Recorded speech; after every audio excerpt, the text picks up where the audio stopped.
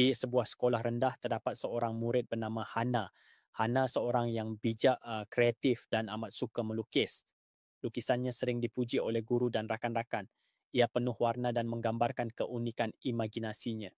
Tetapi ada satu perkara yang Hana kurang gemari, membaca buku. Setiap kali cikgu memberikan kerja rumah membaca, Hana selalu mengelak. Nanti sajalah baca, fikirnya. Lagipun aku boleh dengar saja bila cikgu terangkan. Percaya bahawa kebolehannya mendengar dan memahami di kelas sudah cukup, Hana jarang sekali mengambil masa membaca di rumah. Membuka buku di luar waktu sekolah adalah perkara terakhir yang mahu dilakukannya.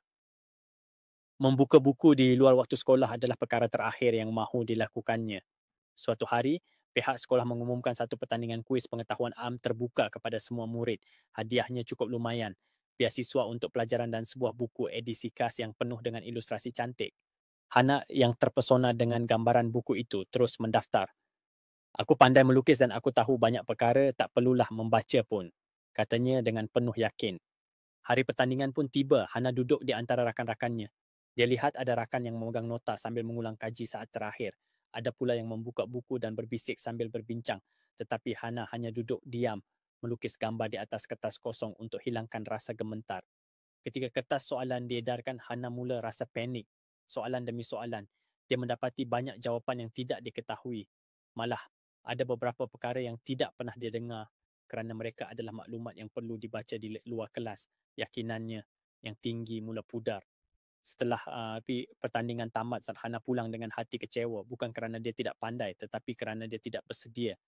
Di rumah, Hana duduk termenung di sudut bilik. Air matanya bergenang, namun dia tidak meluahkannya. Ibunya yang sedar ada sesuatu yang tidak kena mendekatinya dengan lembut. Hana, kata ibunya sambil memegang bahunya. Kadang-kadang kekecewaan itu adalah guru terbaik. Membaca mungkin susah di permulaan, tetapi ia adalah pintu kepada banyak pengetahuan. Kalau kamu mahu berjaya, kamu perlu belajar untuk sabar dan tekun. Kata-kata itu mengetuk hati Hana. Kata-kata itu mengetuk hati. Sejak hari itu dia mula membaca sedikit demi sedikit. Mula-mula satu muka surat, kemudian menjadi dua, hingga akhirnya membaca menjadi sebahagian daripada rutin hariannya.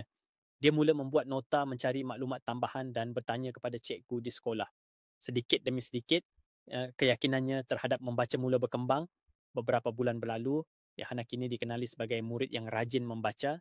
Tahun berikutnya, pertandingan kuis diadakan sekali lagi. Hana benar-benar bersedia kali ini. Dengan penuh keyakinan, dia menjawab setiap soalan dan akhirnya berjaya menjadi juara. Hadiahnya, buku ilustrasi edisi khas, kini berada dalam pelukannya. Hana tersenyum, lebih puas dengan pelajaran yang diperolehnya. Kejayaan bermula dengan satu langkah kecil dan kadang-kadang ia hanya bermula dengan satu muka surat pertama.